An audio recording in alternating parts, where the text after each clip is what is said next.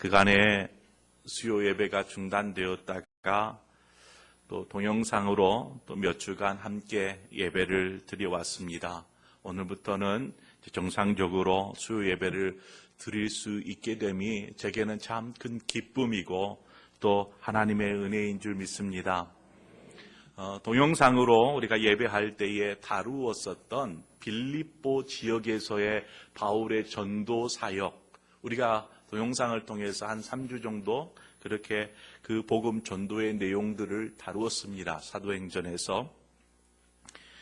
사도 바울이 이제 2차 전도 여행 중에서 성령의 이끄심을 따라서 마게도니아 땅으로 건너가게 되죠. 그리고 그 마게도니아 땅으로 가서 맨 먼저 만난 접한 성이 바로 빌립보 성이었습니다. 그 빌립보에 이르러서 사도 바울이 복음을 전하면서 루디아라는 여인을 통하여서 하나님의 공급하심을 경험하게 되고 또 귀신 들린 요정을 고치면서 감옥에 갇히는 그러한 죄수의 신분이 되기도 합니다. 하지만 하나님께서는 그러한 감옥에 갇히는 고난 속에서 전도의 열매가 맺게 하셨습니다. 그래서 간수장과 그의 가족들이 예수를 믿고 세례를 받게 되었죠. 이렇게 빌립보 교회가 시작이 되었습니다. 오늘 우리가 살펴볼 말씀은요, 이 빌립보서 1장, 빌립보서의 내용은 이렇게 빌립보 교회가 시작되고 난 이후로 한 10년 정도가 지났을 때입니다. 10년 정도가 지나서 바울이 빌립보 교회를 생각하면서 편지를 쓰게 되죠. 이 편지의 내용이 오늘 본문의 내용입니다. 빌립보 교회에 속한 모든 성도들에게 안부를 전합니다. 그리고 더불어서 바울의 그 마음이 이 서두의 이야기 속에 고스란히 드러나죠. 얼마나 빌립보 교회를 사랑하고 정말 위에서 얼마나 기도하는 사도 바울의 마음을 우리는 몇 절 안 되는 구절을 통하여서 보게 됩니다. 빌립보 교회는 처음 루디아 또 간수장의 가족 등 작은 가족교회로부터 시작이 되었습니다. 그런데 10년이라는 시간이 이렇게 흘러가면서 빌립보 교회가 점점 성장하고 부흥하기 시작했어요. 그래서 오늘 본문을 보니까 이 빌립보 교회에는요, 감독들도 있었고요, 집사들도 있었고요, 성도들도 이렇게 이루어져 있는 조직교회가 되어진 것을 보게 됩니다. 감독들은 이제 당시에는 장로들 이렇게 표현하기도 하고요. 이처럼 조직교회, 어엿한 큰 교회로 성장하게 된 것이죠. 우리 상봉교회도 어떻게 보면 그 시작은 가정에서 조그맣게 몇몇 모여서 시작했을 거예요. 그리고 지금 47년이라는 세월이 흐르고 나서 어엿한 조직교회로서 아름다운 교회로서 세워지게 되었습니다. 이 모든 것이 무엇인가요? 우리는 한마디로 얘기할 수 있어요. 하나님의 은혜입니다. 하나님의 은혜입니다. 오늘 이 시간 우리가 예배함이 하나님의 은혜일 뿐만 아니라 지금까지 우리 상봉교회를 인도하여 주신 것이 하나님의 은혜입니다. 그 은혜에 우리는 항상 감격하고 그 은혜에 우리는 찬송을 하지 않을 수가 없습니다. 빌립보서는요, 옥중 서신 중에 한 서신입니다. 그 말은 무슨 말이냐면 바울이 로마의 감옥에 갇혔을 때에 빌립보 교회를 생각하면서 편지를 보낸 서신, 그래서 옥중 서신이라 이렇게 이야기합니다. 처음 빌립보 지역에서 전도할 때에도요, 사도 바울이 어떻게 했어요? 귀신 들린 여종을 고침으로 인하여서 옥에 갇히는 신세가 돼요. 그러니까 빌립보 교회하고 사도 바울은 감옥과 귀한 연관성이 있습니다. 이 깊은 연관성이 있습니다. 왜 감옥과 깊은 연관성이 있을까? 잘 모르겠어요. 여하튼 그러한 빌립보 교회를 생각하면 자기가 옥중에 갇혀 있을 때 맨 먼저 빌립보 교회에서 경험했었던 것, 그때 내가 옥중에 갇혔었지.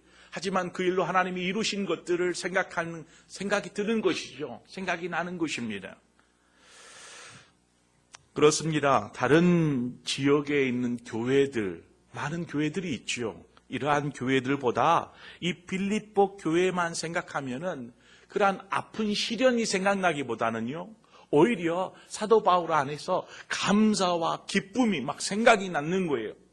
빌립보 교회만 생각하면 그때 내가 매질을 당하고 그냥 억울하게 옥고에 이렇게 감옥에 갇히는 신세가 되었지, 아니 그러한 마음이 아니고 빌립보 교회만 생각하면 알게 모르게 이 마음 저 깊은 곳에서부터 감사와 기쁨이 막 솟아나는 것입니다. 왜 그랬을까요?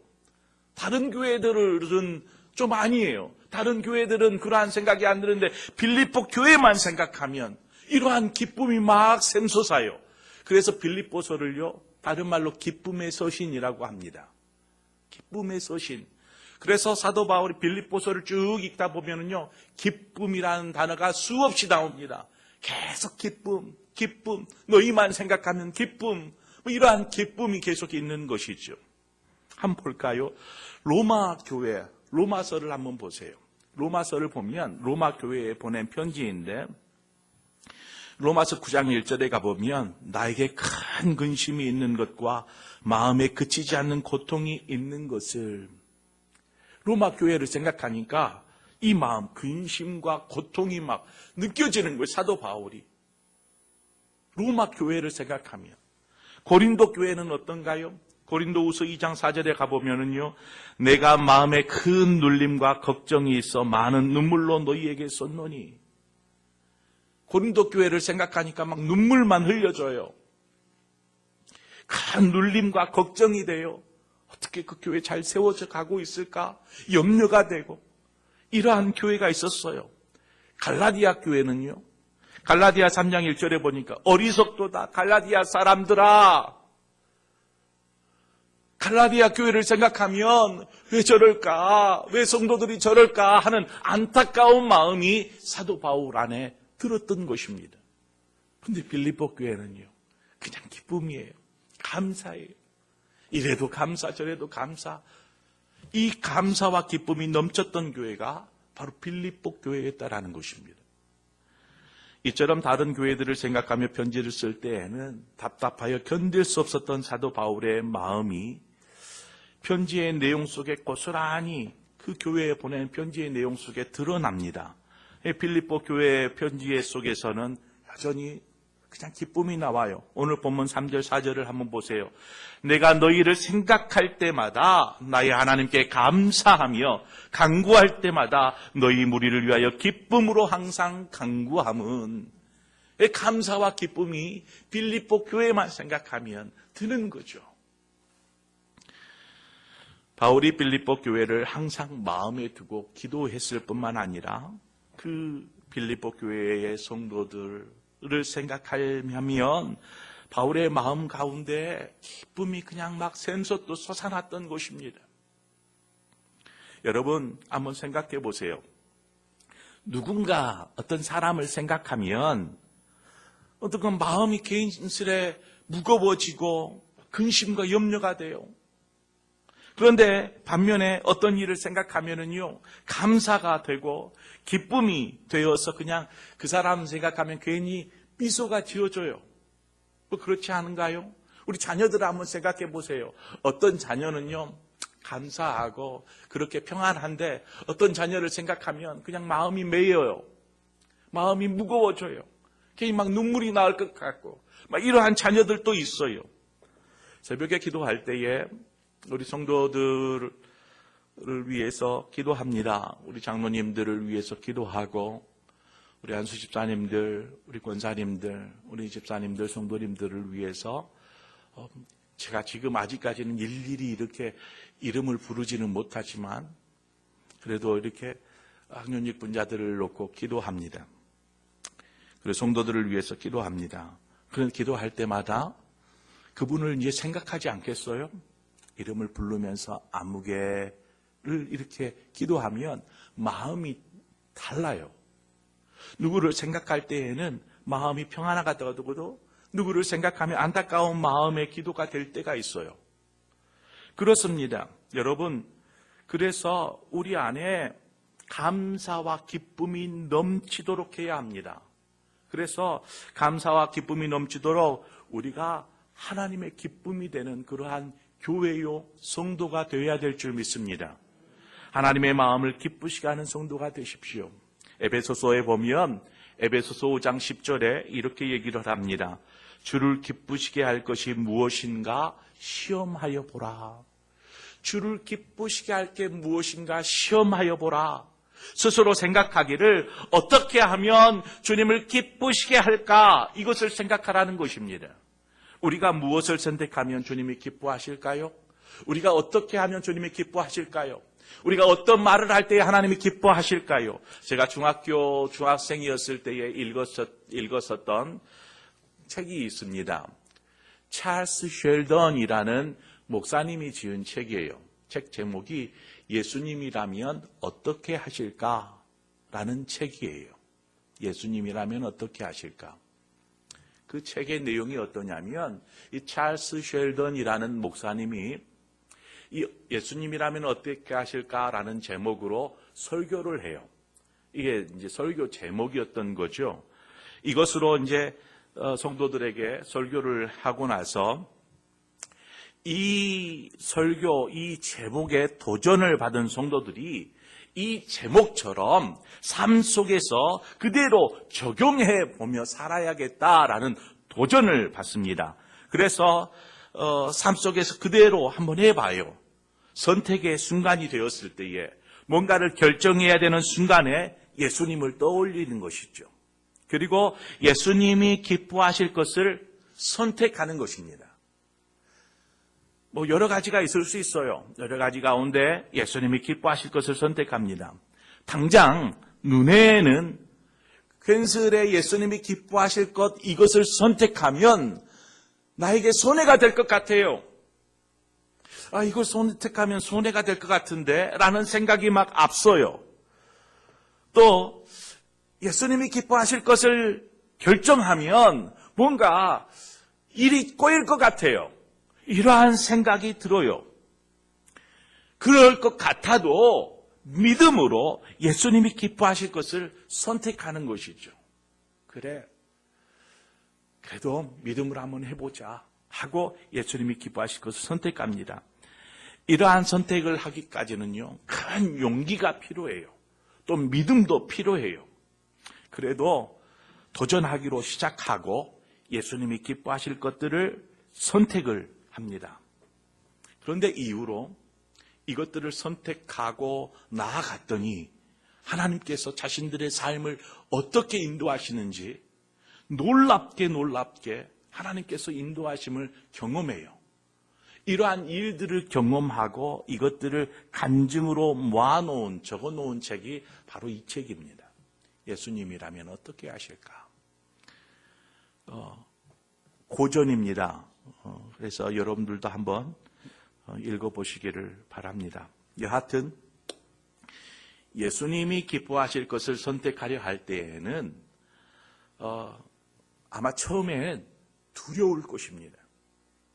이걸 선택하면 될까? 괜스레 안 될 것 같은데. 무엇보다도 우리의 경험과 우리의 이성이 결정을 방해할 수 있습니다. 그건 아닌 것 같아. 분명히 마음은 예수님이 기뻐하실 것은 분명히 이러한데 우리의 어떤 이성과 우리의 경험으로 봤을 때에는 이렇게 하면 안 될 것 같아요 라는 생각이 드는 것이죠. 그래선 안 돼. 그렇게 해서 이 험악한 세상을 어떻게 살 수 있겠어? 라는 생각들이 막 밀려드는 것입니다. 여러분은 이때 믿음의 힘이 필요합니다. 믿음의 힘. 믿음으로 결단하고 담대하게 나아가는 것이죠. 하나님은 우리에게 다양한 방법으로 말씀하시고 응답하십니다. 그러기에 이 질문, 예수님이라면 어떻게 하실까? 이 질문으로 접근하다 보면은요, 좀 더 분명하게 하나님의 응답을 경험할 수 있어요. 고린도후서 5장 8절 9절에 보면 우리가 담대하여 원하는 바는 차라리 몸을 떠나 주와 함께 있는 그것이라. 그런즉 우리는 몸으로 있든지 떠나 있든지 주를 기쁘시게 하는 자가 되기를 힘쓰라. 이렇게 말하고 있습니다. 주를 기쁘시게 하는 자가 되기를 힘쓰라. 우리는 주님을 기쁨이 되어야 돼요. 주님을 기쁘시게 하는 일에 힘써야 돼요. 빌립보 교회가 바로 그러한 일들에 힘썼던 교회, 그러한 교회였다라는 것입니다. 하나님의 기쁨이 되기 위해서는요, 하나님이 기뻐하시는 삶을 살아야 합니다. 하나님이 기뻐하시는 삶이 무엇이죠? 어떻게 할 때 하나님이 기뻐하세요? 지금 상황이 내가 원하는 삶이 아니어도, 혹은 자신이 바라고 원하는 대로 흘러가지 않아도 하나님으로 인해 기뻐하는 것입니다. 이것을 잘 이해하고 깨달았던 사람이 있어요. 하박국 선지자예요. 그는 처음에는 온통 불만투성이었어요. 왜요? 하나님 왜요? 하나님 왜 이렇게 하십니까? 하나님 왜 가만히 보고만 계세요? 이러한 불평과 불만만 가득했었던 사람이었어요. 나중에 이 하박국 선지자가 하나님의 마음을 깨닫고 알게 됩니다. 그리고 나서는 하나님을 기뻐하는 삶을 살게 됩니다. 그래서 하나님을 기뻐하며 고백하기를, 비록 무화과 나무가 무성하지 못하며 포도나무에 열매가 없으며 감람나무에 소출이 없으며 밭에 먹을 것이 없으며 우리의 양이 없으며 외양간에 소가 없을지라도 나는 여호와로 말미암아 즐거워하며 나의 구원의 하나님을 인하여 기뻐하리로다. 이렇게 고백을 해요. 이제는 삶이, 상황이, 내 앞길이 좀 막막해도 주님 때문에 기뻐하는 것이죠. 이것이 기뻐하는 삶입니다. 하나님을 기뻐하는 삶. 하나님을 기뻐함이 여러분 우리에게 복일 줄 믿습니다. 하나님을 기뻐하는 삶을 사는 거예요. 한숨 짓지 말고 그냥 고개 푹 숙이고 풀 죽여 있지 말고 기뻐하는 것이죠. 하나님을 기뻐하는 것. 그렇다면 빌립보 교회의 어떤 부분이 바울에게 그렇게 기쁨의 교회, 생각만 해도 기쁨이 되는 그러한 기쁨이 되었던 것일까요? 5절 말씀을 보면은요, 너희가 첫날부터 이제까지 복음을 위한 일에 참여하고 있기 때문이라, 이렇게 얘기를 해요. 빌립보 교회가 사도 바울에게 계속 기쁨으로만 각인되었던, 생각되고 떠올렸던 것은 복음의 일에 참여하는 그러한 교회였다라는 것입니다. 빌립보 교회는 바울이 처음 빌립보에서 복음을 전할 때부터, 그때부터 지금까지 복음을 위한 일이라면 적극적으로 나서서 참여했다라는 것입니다. 복음을 전하는 일이라면, 생명을 전하는 일이라면, 사도 바울이 그렇잖아요. 자신의 생명을 그냥 내놨어요. 복음을 위해서. 이처럼 빌립보 교회 역시 복음을 위해서라면 모든 것을 내어줄 수 있는 그러한 교회가 되었다라는 것입니다. 빌립보 교회가 당시의 초대교회는 환난과 핍박의 시대잖아요. 로마로 인하여서, 로마에. 빌립보 교회가 환난과 핍박을 피해갈 수 있었을까요? 빌립보 교회도 동일하게 환난과 핍박이 있었습니다. 다른 지역의 교회들과 같이 고난과 시험이 있었습니다. 어려움이 어찌 없었을까요? 어려움이 있었습니다. 그럼에도 인내와 사랑과 기도로 그 어려운 위기들을 이겨내는 것입니다. 빌립보 교회 성도들이 하나가 되어져서 서로를 사랑하고 또 참고 격려하고 함께 기도하면서 이 때를 이겨내는 것이죠. 지금까지 빌립보 교회가 걸어온 길을 생각해 볼 때에 그저 복음을 위해서 묵묵하게 그렇게 걸어가는 교회였다라는 것입니다. 바라기는 우리 상봉교회가 빌립보 교회와 같은 그러한 하나님이 기뻐하시는 교회, 기쁨의 교회가 되기를 소망합니다. 교회는 소문이 나기 마련이죠. 안에서 새는 바가지가 밖에서도 샌다라는 속담이 있습니다. 무슨 말입니까? 교회 안에서 일어나는 일들이 밖으로 새어나가는 것이죠. 교회 안에 긍휼과 사랑과 나눔이 있다면 저절로 이웃과 지역사회에 드러나게 되어 있습니다.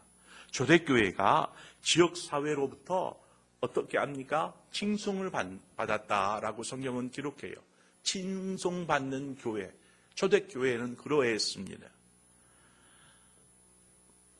그런 것처럼 우리 상봉교회가 지역의 이웃들에게 아름다운 교회로 그렇게 소문나기를 소망해요.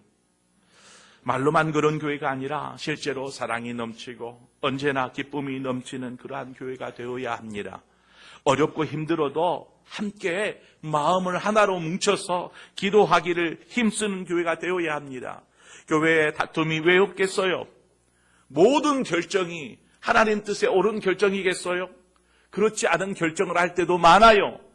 인간인지라 실수도 있고 어려움도 있어요. 하지만 건강한 교회, 기쁨이 되는 교회, 그러한 교회는요, 이러한 때일수록 더욱 하나로 뭉쳐서 무엇보다도 예수 그리스도의 복음으로 뭉쳐지는 교회가 되어야 한다라는 것입니다. 지금 한국 교회가 코로나19로 인하여서 위기 아닌 위기의 시간을 보내고 있습니다. 제 교회마다 성도들의 교회 출석이 절반으로 뚝 떨어졌어요. 그래서 우리 총회에서 이래서는 안 되겠다 해가지고 5월 31일, 5월 마지막 주죠.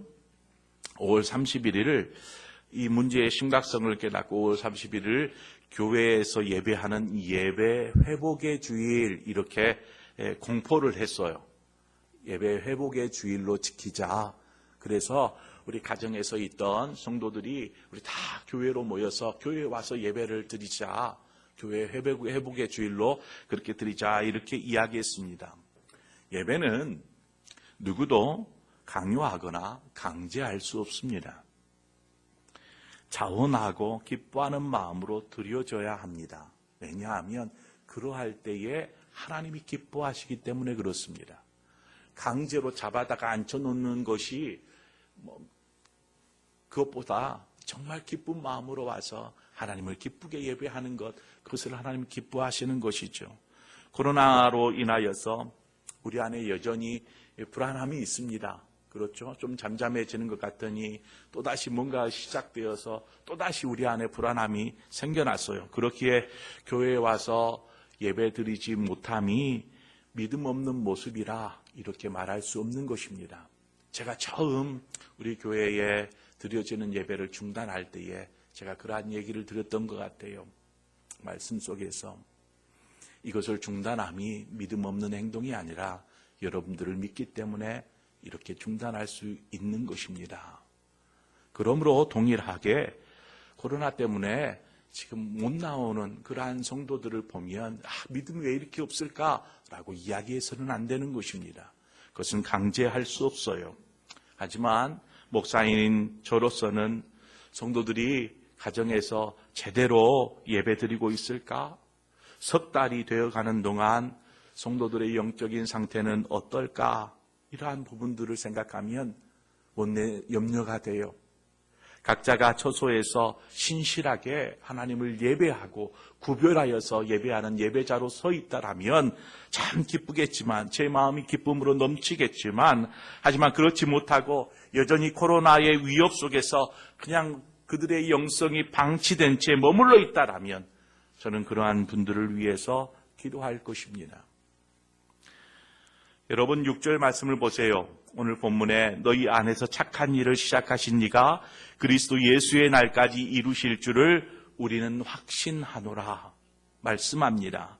사도 바울이 확신하고 있는 것과 같이 하나님께서 우리 상봉의 모든 성도들을 부르시고 또한 일으켜 세우시며 찬송과 영광을 받으실 줄을 저는 확신합니다. 그렇게 인도하실 것을 믿습니다. 빌립보 교회가 복음을 위해 참여하는 일에는 사도 바울의 복음 전도를 위해서 아낌없이 헌신하며 도왔던 부분이 있습니다. 그래서 빌립보서 저 뒤쪽에 가보면은요, 4장 14절 15절에 가서 이렇게 사도 바울이 빌립보 교회 성도들에게 얘기를 해요. 너희가 내 괴로움에 함께 참여하였으니 잘하였도다. 빌립보 사람들아, 너희도 알거니와 복음의 시초에 내가 마게도냐를 떠날 때에 주고받는 내 일에 참여한 교회가 너희 외에는 아무도 없었느니라. 너희 외에는. 여러분, 선교는 직접 가는 선교가 있고 또 보내는 선교가 있습니다. 그런 말을 한번 들어보셨을 거예요. 직접 선교주로 가서 복음을 전하는 선교사가 있는가 하면 파송된 선교사들을 위해서 기도로 또 물질로 후원하는 보내는 선교사들도 있다는 것입니다. 지금 사도 바울이 전역을 돌면서 복음을 전해요. 바울이 그냥 복음 전도를 위해서는 자신의 온몸을 들여서 그러한 파송된 선교사처럼 그렇게 복음 전도하며 그렇게 사방 온 지역을 다녔어요. 그러한 사도 바울을 위해서 기도로 물질로 도왔던 보내는 선교사로서의 사명을 감당했던 교회가 바로 빌립보 교회였습니다. 빌립보 교회. 그런데요, 빌립보 교회 외에 다른 어떤 교회도 사도 바울을 돕지 않았어요. 그러니까 사도 바울의 마음에 빌립보 교회만 생각하면 눈물이 나는 거예요. 기쁨과 감사의 눈물이. 자신이 뭐가 있어서 뭐 했겠어요. 그냥 가는 거죠. 하나님이 채우실 것을 믿고. 근데 하나님께서 빌립보 교회를 통하여서 공급하셨어요. 사도 바울의 전도 사역을.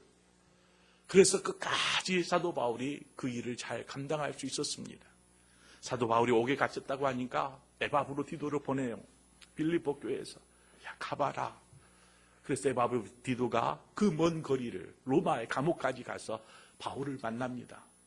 그리고 빌립보 교회 성도들이 마음을 모은 것들을 전달을 하고 기도하고 또 사도 바울은 에바브로디도 편을 보내서 감사하다, 너무 감사하다 이런 말들을 오가가게 하고, 그러니까 빌립보 교회와 사도 바울이 함께 거하지는 않지만 계속해서 친밀한 관계로서 유지되어지고 그렇게 함께하고 있는 것을 보게 됩니다. 무엇을 위해서요? 예수 그리스도의 복음을 위해서, 생명을 위해서 온 교회와 사도 바울이 한 마음이 되어 있는 것을 보게 되는 것이죠. 빌립보 교회는 교회가 세워진 일에 지금까지 보내는 선교사로서의 사명을 감당하고 있었던 것입니다. 5절 말씀 보세요. 너희가 첫날부터 이제까지 복음을 위한 일에 참여하고 있기 때문이라. 이것이 빌립보 교회가 하나님의 기쁨이 되고 사도 바울에게 기쁨으로 기억되어지는 이유입니다. 그 선교 사역을 주님 오실 때까지 하는 것이죠. 사도 바울이 끝이 아니고 주님 오실 때까지 그 일들을 감당하는 것입니다. 바울은 빌립보 교회 성도들에게 전하는 편지를 통해서 나와 함께 복음에 참여했고 고난에도 참여했고 그러면 장차 하나님이 주실 은혜에도 너희들은 참여하게 될 것이다. 이렇게 권하고 있습니다. 이야기합니다. 7절 말씀을 보세요. 내가 너희 무리를 위하여 이와 같이 생각하는 것이 마땅하니 이는 너희가 내 마음에 있음이며 나의 매임과 복음을 변명함과 확정함에 너희가 다 나와 함께 은혜에 참여한 자가 됩니다. 사도 바울이 항상 이야기하는 것이 무엇입니까? 나는 끝까지 믿음을 지킬 거야. 내가 죽는 그날까지 나는 믿음을 지키며 복음을 증거하며 살 거야 라고 이야기합니다. 전도자의 사명을 감당하겠다라는 것이죠. 그리고 내가 순교를 당한 이후에는 하나님께서 나에게 의의 면류관으로 예비해 주실 것을 나는 믿어. 이 이야기를 하는 것입니다. 그것으로 끝나지 않습니다. 그 말과 함께 도전하는 것이죠. 너희들도 나와 같이 주님 오실 때에 정말 주님 오실 것을 사모하며 그렇게 있는 모든 자에게도 이 은혜는 동일하게 해당될 거야.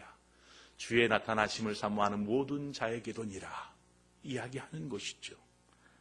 빌립보 교회 성도들과 같이 우리 역시 복음을 위해서 예수 그리스도를 위해서 하나님의 기쁨이 되며 장차 하나님께서 우리에게 주실 그 놀라운 은혜들, 하늘의 귀한 의의 면류관들을 우리 역시 누리게 될 줄 믿습니다.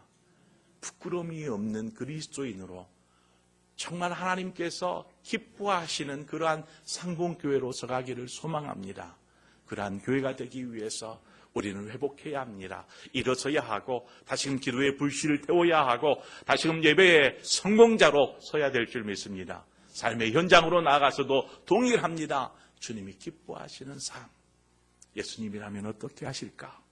그래, 믿음으로 해보자. 나아가는 것이죠. 그때에 하나님의 살아계심을 경험하는 저와 여러분의 삶이 되어질 줄 믿습니다.